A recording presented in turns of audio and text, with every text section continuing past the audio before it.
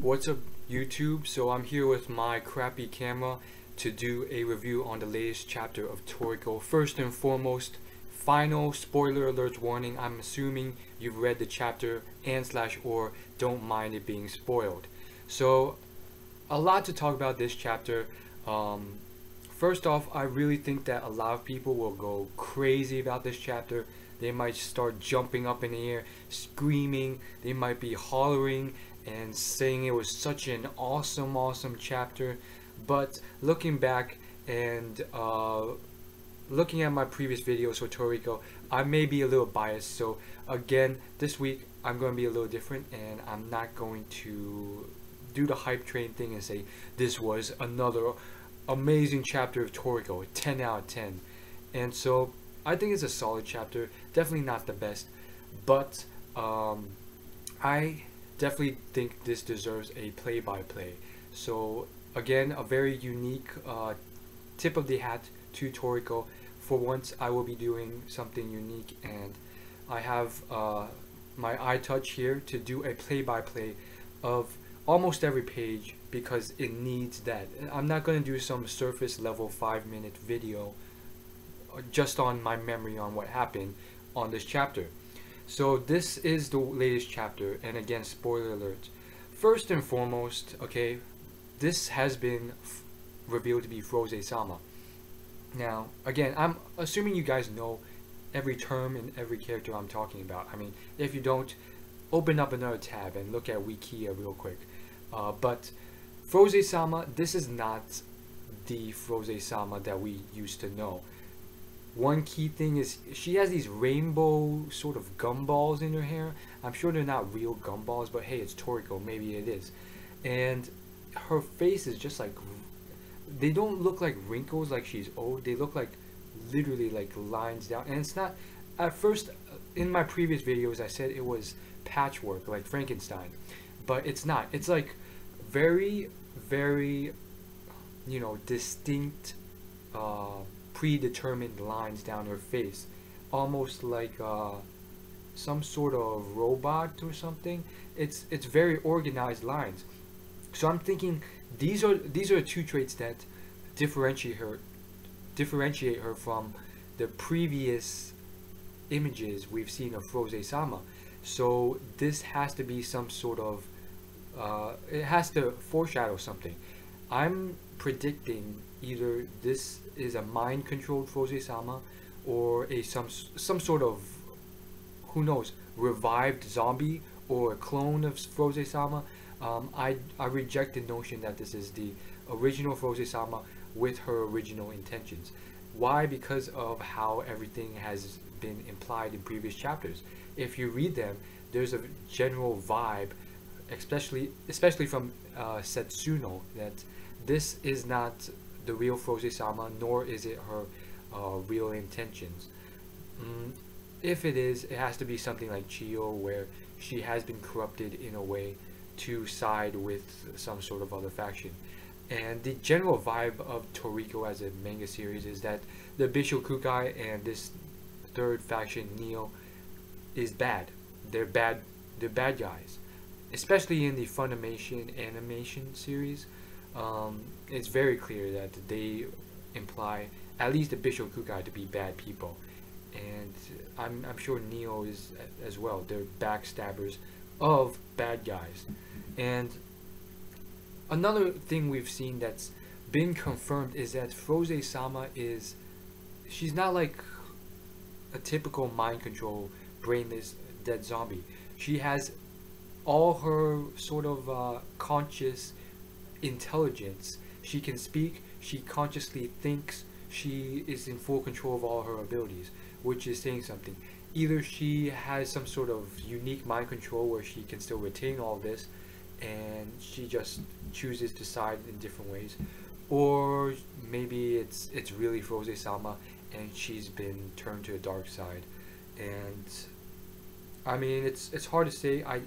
I can't see her being controlled, being how strong she is. I think maybe my prediction is maybe she has some sort of maybe greed. She needs money, possibly. I mean, Neo is associated with the most richest people in the human world, people with billions of dollars. So maybe she's bribed by money. And I think, I can't remember who said it. Maybe it was a forum, maybe it was a comment, or maybe it was another video review from someone else. But they said that Frohze-sama was the clear leader of Joa, and I disagree. I disagree. I'm not Joa. Frohze-sama is the clear leader of Neo, and I disagree. Why? Because she is Joa. That is what we've seen her before she unveiled her mask, and Joa was seen constantly through Joa's few interactions in the manga as a sort of supporting servant role to one of the rich guys who is one of the leaders of Neo. So she's not a leader of Neo. She is a faction of Neo. She is a servant of Neo. She's probably second or third in command, below the top tier leaders of Neo, and we've seen that. And why? Because you don't, I mean, strength and power don't necessarily mean that you have to be the #1 leader in a group.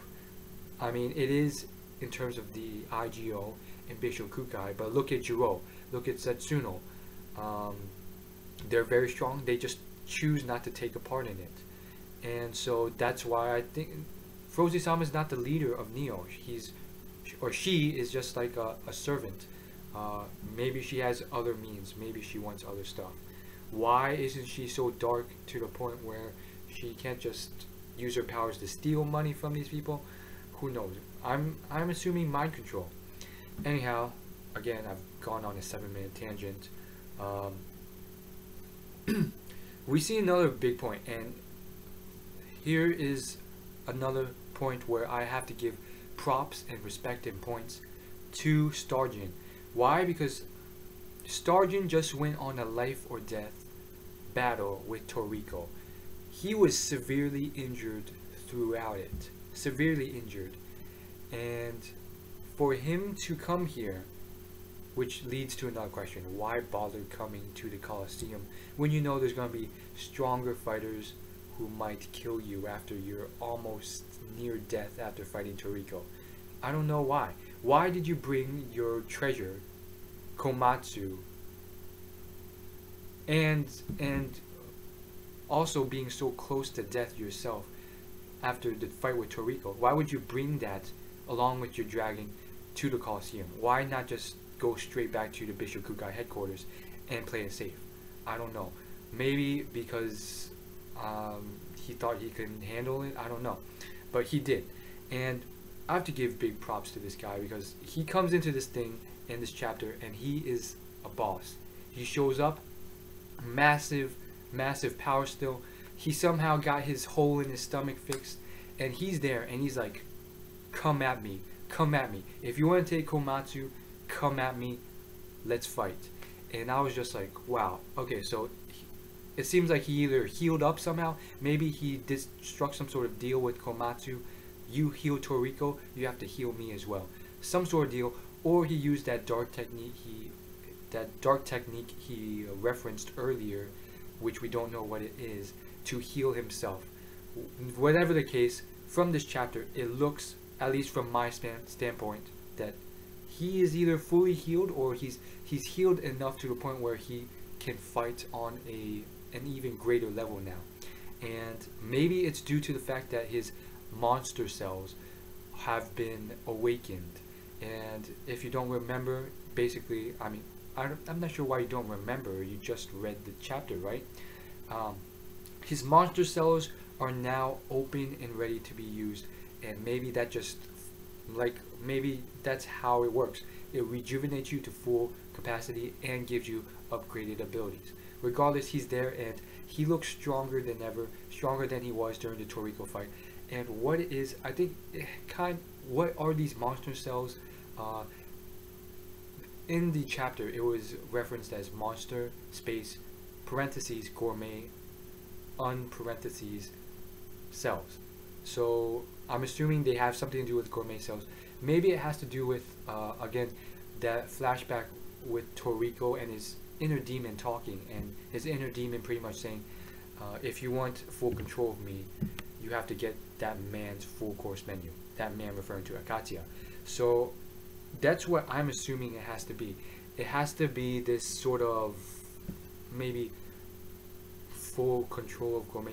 Probably not. I mean, I don't think you can awaken it, but it'll probably be revealed in time. My prediction is that it is some sort of awakening that you need to do in order to dramatically upgrade your gourmet cells and get to a level that is on the top tier of Toriko.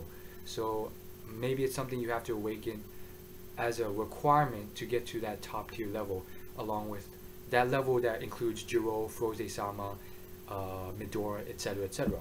Which leads me to two other important points. One, Midora has beaten Ichirayu. That has been confirmed in this chapter. There's clear evidence. I'll get to that later, but it's very clear. The fight's gone down. Midora has won. Midora possibly has just come to the Coliseum now to clean up. We don't know. But let's go play by play, and I will skip around a little bit, and I won't like do a play by play of every single page. But we have Terry here. He's finally arrived. He's gone off to do something. Probably the same with the other two animals, Coco's crow and the snake. But yeah, they've gone on to find their masters. Coco's probably dead.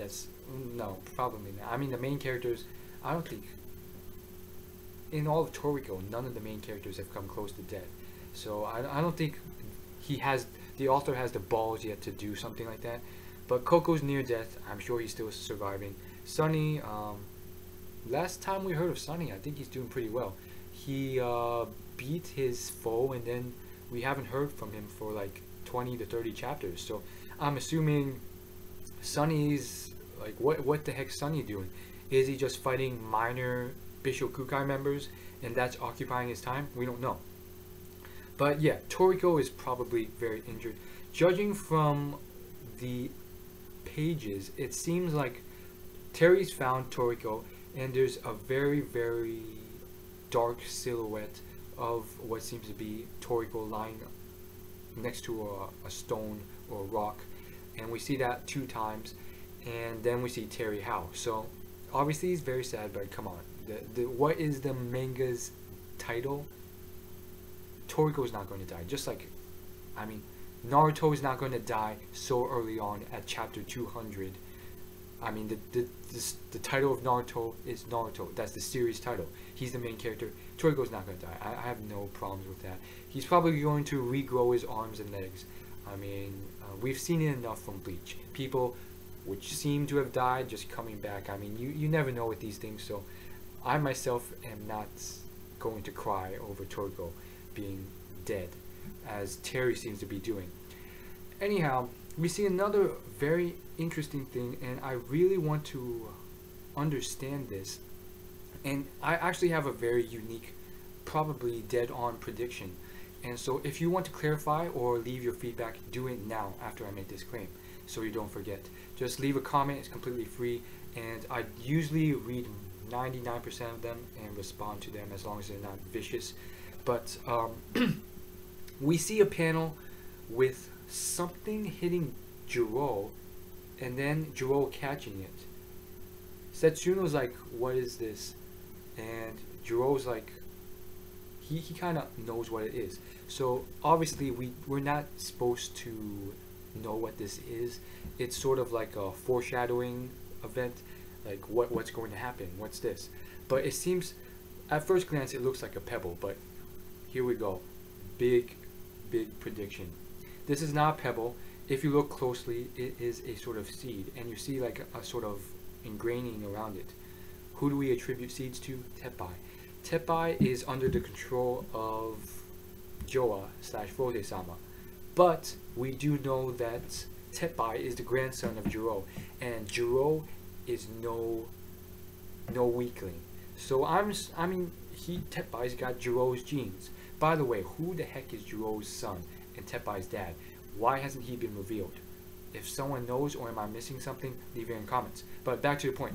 My prediction is that this is a seed. Teppai has not undergone full control, full manipulation by freaking Joa / Frohze-sama. Maybe he was at one point, but maybe Jiroh's yell. Remember that huge yell he did after Teppai attacked Jiroh when Jiroh arrived. Maybe that sort of jarred him, and it was Jiroh's secret way of like canceling the manipulation control placed on Teppai, or just maybe he was faking control this entire time. Probably not, but the point is, you got the seed. He's planted the seed. Maybe it's a very, very powerful seed. One seed that was handed down by Jiroh that Jiroh told him not to ever use, and now Jiroh's got the seed and he's like, I know what to do now. And there's going to be some crazy stuff when he plants the seed in the ground. We don't know. However, something I didn't mention in the previous chapters, Jiroh can yell. Maybe yell louder than Zebra, and that's saying something. And by the way, again, a little spoiler alert to other manga series. There have been some manga series where I've recently been reading or watching, and it's like, wow, that Jiroh or that yell compares to freaking Zebra, if not louder. And the manga I'm referencing is Hunter x Hunter, and that event where one of the Phantom Troop members does this yell that pretty much shatters his enemy's eardrums. Anyhow, back to this series. It's very interesting to see what this seed is, and then we see this weird thing. Starjun's eye opens. Now, in the dialogue to follow, it pretty much shows that this is the first time for his eye to open, and it has to do with his freaking monster cells awakening. Now, we don't know what these monster cells are, but I really like this sort of third eye thing because it relates to his inner demon. And the first time you saw his inner demon was long, long ago when he did the intimidation to Komatsu back in the Regal Mammoth arc. And you see this three-eyed beast. And the author could have just left it at there. But this was high quality because he takes back something that was so vague in the past, and he brings it up again, and he implements it in another way. So Starjun now physically has a third eye, and I really like this. It's very insightful on the author's part, and yeah, that's just something that doesn't always, a lot of authors don't do. I mean, it's very ingenious, and you see this new intimidation from Starjun. It's a different sort of inner demon. If you compare this intimidation on this page to the one back maybe ages ago in the Regal Mammoth arc, the inner demon of Starjun looks different. He has these antennas now, and he has pointed ears, and now you see his teeth, and it's different. And so it's very strange, and Frohze-sama calls this bloomed. So I'm assuming this is something that has not occurred with Toriko and his company yet. Bloomed. And I would equivocate it to what happens when they eat compatible food. Electricity surges through their body and their gourmet cells evolve. But I feel like this is an ultimate form where your gourmet cells completely evolve to a different sort of higher level, and that is what blooming is. And another interesting point, brand new to Toriko, brand new to the Toriko universe, Frohze-sama reveals something. Starjun is a unique person who has gourmet cells genetically in him from the moment he was born. And so I always wondered about exactly what was up with Starjun's face and his scars and stuff, and it just seems like it kind of makes sense now. Obviously there's probably more you know, dark history with his freaking helmet and his scars, and like I believe there's like mad scars running down the left side of his chest. But yeah, it makes more sense, and I really have to commend them for using that.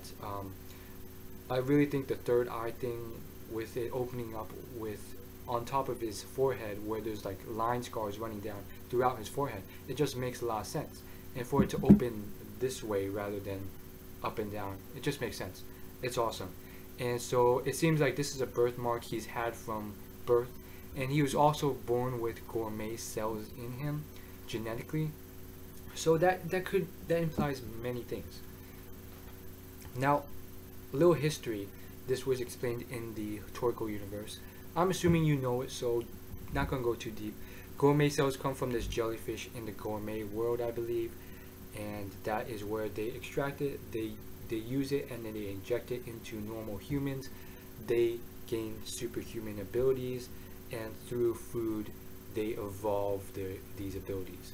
The better the food, the higher the evolution, and it depends on compatibility. So with this new thing, I feel like what's happened is one of two things.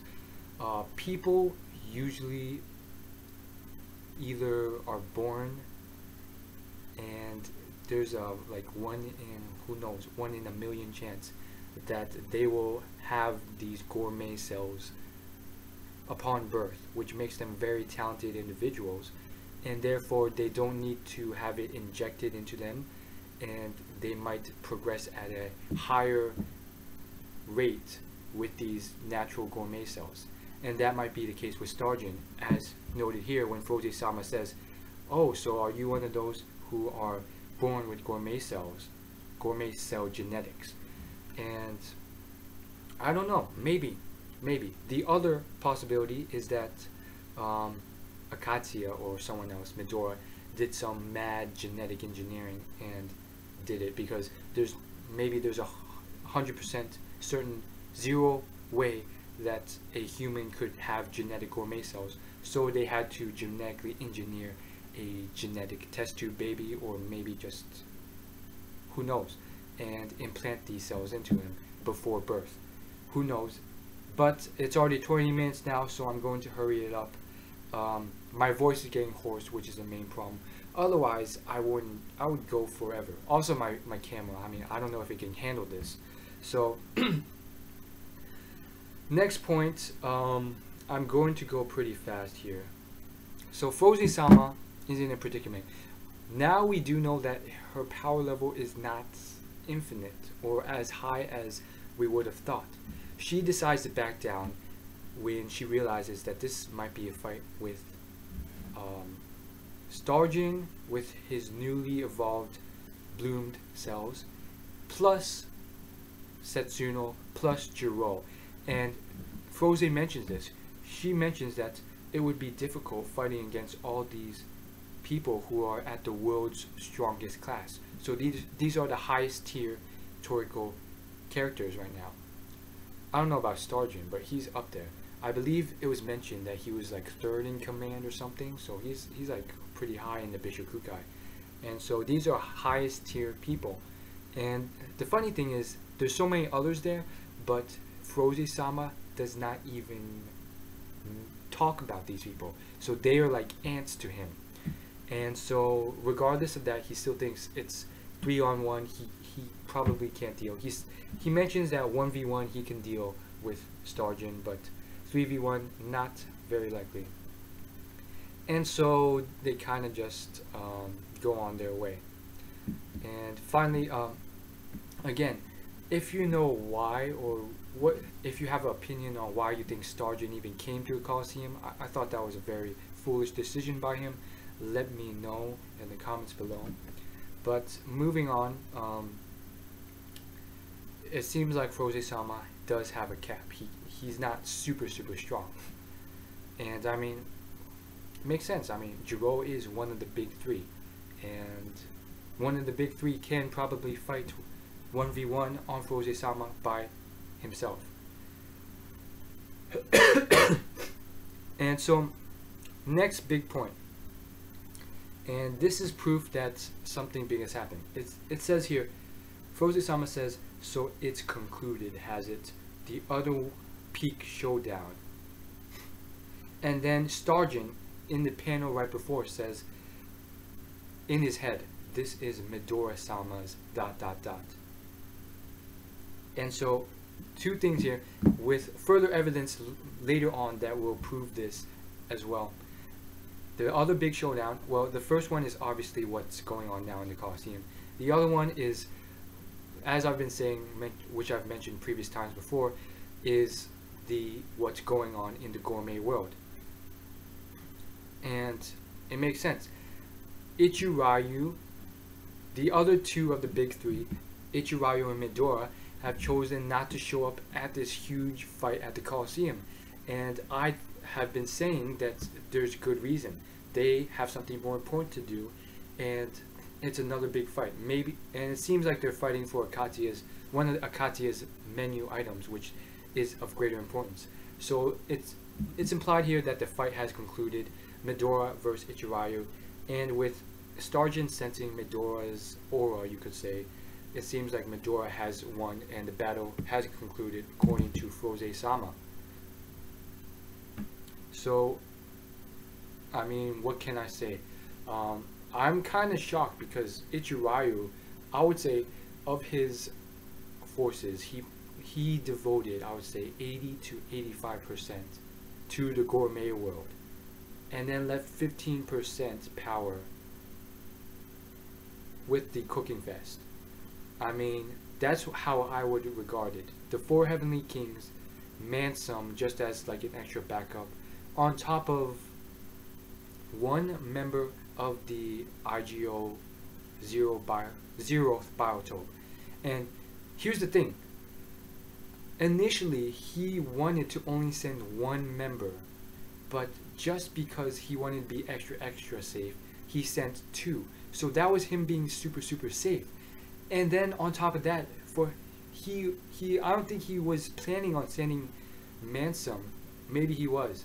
I mean, he did say, I'm leaving the human world to you, Mansam. But, I mean, who knows? Maybe he wasn't even planning on sending Mansam and telling him to bring all these, like, massive 100 capture level beasts to help with the Cooking Fest. And here, he's being, like, super careful. And it seems like IGO is lost on both sides still. And here's what I think. IGO spent 85% of their forces. That's how much respect I review the people of the zeroth biotope. They have so much power compared to the four Heavenly Kings. 85% spent in the Gourmet world, while 15% of their fighting forces spent in the Cooking Fest, and yet they lose on both sides. Granted, the IGO was only there to protect, while Bishop Kukai were there to steal, which is much easier, and Neo was there just to steal one chef, Komatsu. And yeah, which brings up another question. What the heck was Neo doing there for? Just to steal Komatsu? Then wouldn't have Neo technically failed? Because they didn't steal Komatsu, and by revealing themselves, they could have, maybe their other goal was to take out some members of the other two factions. I don't think they really did that. I mean, okay, granted they took out Chio, but who else? No one else. They couldn't get Komatsu, so Neo kind of failed. And so Bishop Kukai seemed to have won out. Out of the three, Bishop Kukai won out. Midora, at least from this chapter, Midora has freaking won out in the Gourmet world. And the Bishop Kukai, from my understanding, they sent maybe, I would say, 50 to 85% of their forces to the Cooking Fest. A good majority to the Cooking Fest. And it seems like Midora himself was the only one to go to the Gourmet world. Maybe with like a few select others. That might be okay, so I have to take that back. I would say 50 to 60% of the forces were sent to the Cooking Fest. Around 40% were sent along with them to the Gourmet world. Is that accurate? Maybe not. I take that back again. Around 80 to 80% and then 20% sent to Gourmet Road. So similar to IGO. And why I'm so confused about this is because we don't know the power levels. And here, like, you might be confused as to why I'm saying this, but I'm going to tell you. Midora was not the only one to go to the Gourmet World to fight Ichirayu and his crew. It was like, look at all the big heads of the Bishokukai that we do not see at the Cooking Fest. We only see Starjun and then a few no-names and Chiyo and a few others. The big people, at least as far as I can tell. Actually, we did see some head chef Bishokukai members. So it's kind of subjective, but I feel like the top people, like the head chef of the Bishokukai, the guy with the huge hat, he went with Midora, and probably a few others of the highest tier. The butler guy went with Midora, most likely. And so they fought it out. There they are fighting, you know, for this salad, what's it called, air, from the gourmet, from Akatia's 4-course menu. And it seems like Midora won out. And so, what can I say? Midora won out on this battle on both sides. Midora's managed to capture a decent amount of chefs. Granted, not all of them. Granted, not everyone, but they've gotten Komatsu. Boom, that's enough. That's all I care for. Take Komatsu. I don't care about the rest. The rest are trash. Except maybe like Tengu Burachi. But what can I say? Seems like Bishokukai won on both sides. I mean, that's saying something, because I mean, I forgot his name, but he spent years crafting that sort of knife, that huge knife, to be used to prepare the salad. And so he spent all these years crafting this knife to, you could say, use in order to prepare the salad as well as fight. So that was probably some heavy level life. I mean, you could see, look at Komatsu's knife. How long did it take? Oh yeah, his name was Milk. How long did it take for Milk II to make that knife and give it to Komatsu? And yet look at the power of that knife. Komatsu being so weak, one swing, boom, cuts the ground. Then we have Milk I, who is known to be better. He spends years making this knife with the finest ingredients, the finest stuff. Milk does too. And then he gives this probably ridiculous level knife to one of the most powerful characters in the series, Ichirayu, the man who takes a 13 Ren punch from Toriko and doesn't even flinch. And yeah, him and the rest of the Zero Biotope have lost the other big battle to Midora-sama. From what it looks like, Ichirayu seems like the oldest of the three. Midora seems pretty young. Well, Jiroh's pretty... Okay, Jiroh's the oldest. Ichirayu's not that far behind, and Midora-sama is the youngest. I mean, we've seen him now. He has a lot of scars on his chest and stuff, but he looks very young. I mean, he looks like a mid-aged person. But compared to the others, he looks pretty young. So it makes sense, but at the same time, it's like, wow. Maybe it's because they're getting old, or it's because he's got talent. We don't know, but he's kind of corrupt. And so we see this in this chapter, and it's like, wow, what can you say? They got owned. You get this awesome ultimate knife, which can probably do massive damage, even in the hands of an average human being, given to one of the strongest people, along with all these members of the Zero Biotope. So I don't know what to say about that. Moving on. Here's the thing I forgot. Jiroh has still everyone under knocking. And here's what I think. It was kind of vague in the last chapter, and a lot of people said, oh, he did knocking on the entire world. I don't believe this. Why? Because we feel Midora-sama's aura all of a sudden, so maybe he had to have been coming, and he's still coming. So he could have been knocking or paralyzed this entire time to be traveling. And then look at Terry. Terry's moving about. Okay. I mean, Terry's on Jiroh's side, but still. Unless it was a selective knocking on the entire world, I don't think the knocking was done on the entire world. It was done on the island, but it seems Terry was unaffected. Maybe it was a selective knocking, or people with great enough strength like Midora can cancel it on their own whim. Which leads to another question. Why did Jiroh cancel it on Frohze-sama? And why can't Frohze-sama cancel it himself? Is it really that strong? Maybe it has to do with proximity to Jiroh, the level, the strength of knocking. But when it said the entire world, I didn't believe it from the start. It was like, really? There are Gourmet world creatures hundreds of times more powerful than maybe even Akatsuya. I mean, the Gourmet world being so huge compared to the human world, we don't know what sort of mysterious creatures are in it.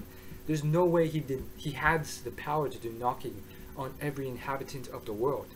So I don't think it was.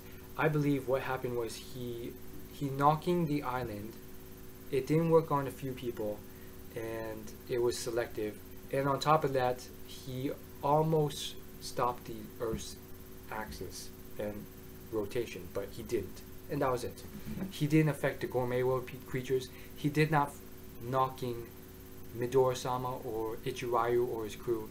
It was just the people on the island. Why can't Frohze-sama? Because it seems like Frohze-sama got paralyzed here. But for some reason, we see basically Starjun saying, he says something about Spice is going to fall, everyone's going to die. Rescind your knocking. So he rescinds it, and I don't know why he chooses to rescind it on all these enemies of him. He could have chosen to rescind it on his allies, left them to die, and then left. And it seems maybe it's because this knocking isn't selective, and he has to rescind it on everyone, not just people he chooses. But my question, and if you know it, leave it in the comments below.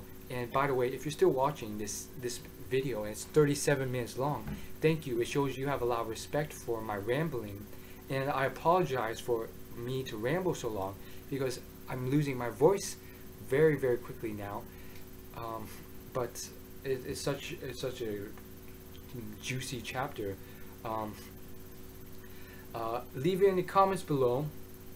What is this spice from? Was it from Joa / Frohze-sama? Did she release this spice that caused these natural disasters and all these attacks, or did this spice come from the newly arriving Midora-sama? I don't understand. But it seems like something's coming from the sky. It doesn't seem to be like, at first glance it looks like the seed that hit Jiroh, but it's not. These are like some sort of beams coming from the sky, spices, I believe, that will kill everyone, and I believe it's coming from Midora. That's my prediction. And so then we see something really cool. We got this like capture level 180 beast that Joa / Frohze-sama has under control, and yeah, it's like some sort of interdimensional thing that can bend time and space, or at least space. So it multiplies, teleports to all these locations, comes out from the ground like some sort of shadowy beast, wraps around all of Neo's allies and just takes them with him. And finally we get to see Mansam again, and I was kind of disappointed, and at the same time I still have mad respect for Mansam, because he's fighting the vice president, him being third in command, the chief executive, and it seems like he can't beat him. He's severely injured. This vice president of IGO, or former vice president, now that he's joined Neo or revealed his intentions, it seems like he doesn't have a scratch on him, and it's just kind of sad, because remember that flashback, and it was just like Mansam's like, the only person who I've ever lost to is Ichirayu. And then we see him just going ham crazy, releasing his he knockings himself, so he can maintain control, but now he's lost control, and it seems like he still retains consciousness, but it's just very sad to see him having a flashback at this moment, realizing that he's sort of failed Ichirayu in protecting the human world, and that he's lost to a new person. And it's very sad because I had expectations for him. I was like, this guy is a mad beast. He is something crazy. Again, a little bit of a reference. I'm going to reference Bleach. Can't remember his name. Kenpachi. Zaraki Kenpachi. But he reminds me of him. A sort of a rogue beast who has never lost to anyone. Who has tremendous talent and power. And the only person who's beaten him is Ichirayu. And now it's kind of sad. He runs into another person he can't beat. And it's kind of like, wow. So maybe Ichirayu did place favoritism on people who were actually stronger than him. And here's the thing, the saddest part was in the flashback, Ichirayu said, if you follow me, you will never lose to anyone else. And here he is kind of losing out, though the fight is not done. And so you can't really say that, but it kind of is, because I mean, it seems like Mansam would have lost anyways, but here we are. It seems like they're in the middle of a fight, and then the black creature is taking or teleporting the vice president of the IGO away, former vice president. And so we see this final picture, and analyzing it now, they seem to be long beams from the sky coming down on everyone. And I don't know what it is. It's some sort of spice, maybe from Joa. I'm going to keep calling him Joa, not Frohze-sama, because what's to say he is Frohze-sama? Which leads me to another point. We see Toriko's face, so I know he's good. And here's another thing. We see Coco. Excuse me, not Coco. Sunny. And Sunny is covered in blood. Like, not tremendously, but his face, there's blood on it. And he looks tired. And I'm like, what is going on? Last time we saw Sunny, he was fine. So who got Sunny so tired? We don't know. And then we see Zebra, and I'm very disappointed in Zebra. Okay, sure, he showed his power beating those Nitro, but at the same time, for him to be so quickly subdued by Tepai, it's just like, really, is Tepai really that strong above you? And we see one tab of him here, and he is still covered in vines from Tepai. And so I'm disappointed, but at the same time, we see a hand, his hand, like right here, below his nose. How is that possible, though? I mean, his entire body was covered in vines, so how is his hand there? So, again, another foreshadowing event. This little tab, this little panel, and I am reading this manga online from the website I'm reading it from. I don't want to reference the website, but I'm reading it for free on this website, and it's I don't know the page number, but basically, you see this hand on, like, right here, and it seems to be Zebra's hand, and then you see like vines around him, and it's just this very small panel, and a lot of people will not notice this, and this is your reward for watching 40 minutes of this. This is a foreshadowing. It's a clue. Maybe Zebra broke free, and he was the one to throw this stone at Jiroh. If that's the case, it blows up my previous theory, but maybe it's just a stone, not a seed, and Zebra has some sort of plan. And that is why we see this very small panel with Zebra and vines covering him, and then we see his hand, because before he was chained up with the vines. Even his hands were chained up. And so here's the last piece of evidence. I'm going to read this quote for quote. Jiroh says, "The small fry cat has beaten him, huh?" Actually, he says, "The small fry cat has beaten him, eh?" And that's what he says. And he's looking up to the sky pretty much. And next to it, it says this. "The phrase Jiroh uses for small fry has the kanji for 3. in it. And the kanji for tiger is under the reading for cat. Those are the two kanji that make up Midora's name.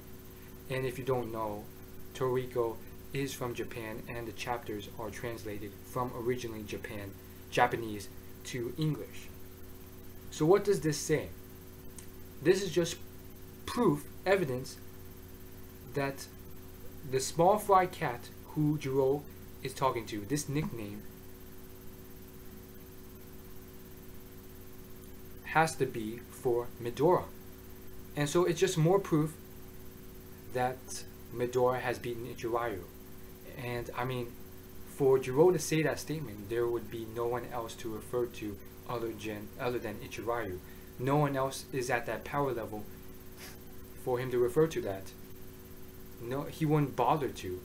And so it has to be Ichirayu. Midora has won. What can I say? I'm a little shocked myself, but at the same time, I kind of realized it makes sense. And then Setsuna was like, I can't believe it. And she says, Ichi-san. So that's even more proof that this is it. And then Jiroh says Sek-chan. I don't know what that means, but he says this before, so I'm assuming it's his nickname for Ichirayu. And so Ichirayu seems to be the middle child.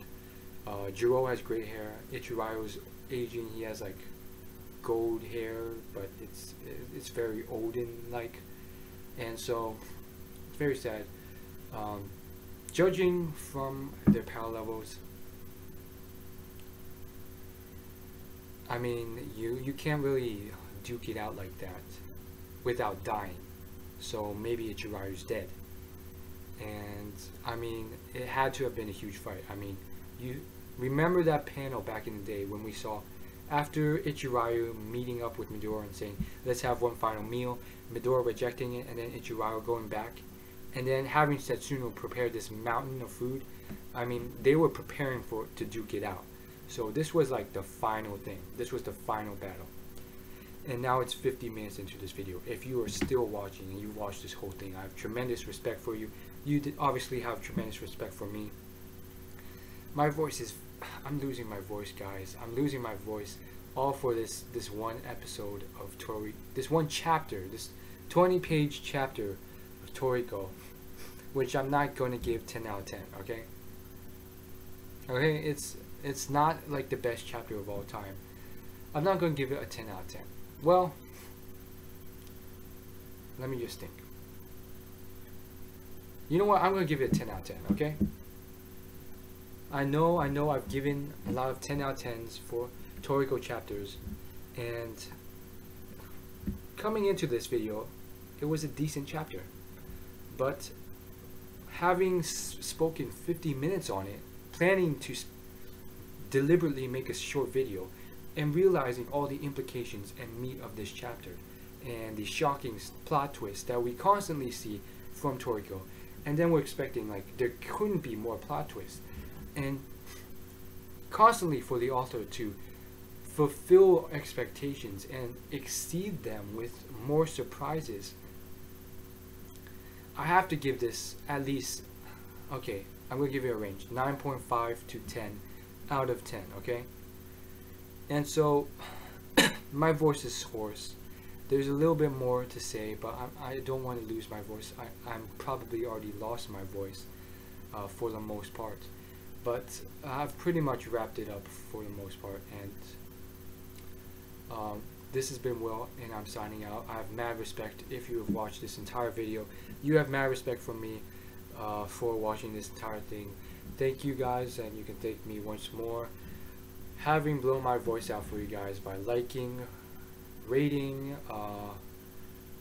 you know what, I always say like, rate, comment, and subscribe, but I realize liking and rate is the same thing. So like, comment, favorite, and subscribe. If you're not subscribed, it's free. Hit the button down below and comment with your predictions, insight, response, everything else for my video, any sort of feedback or anything. As always, this has been Will, and I'm signing out for the final time. Oh, my voice is hoarse. Not the final time, but you know what I'm saying. thank you guys, and what can you say? If you really want to, share this video with your friends so they can subscribe as well, and that would be great. Thank you very much for watching all 50 minutes of this. Mad props to you guys, and you can just thank me by liking this. I have officially nerded out tremendously, and I'm happy about it. I'm proud of it. Peace. See ya.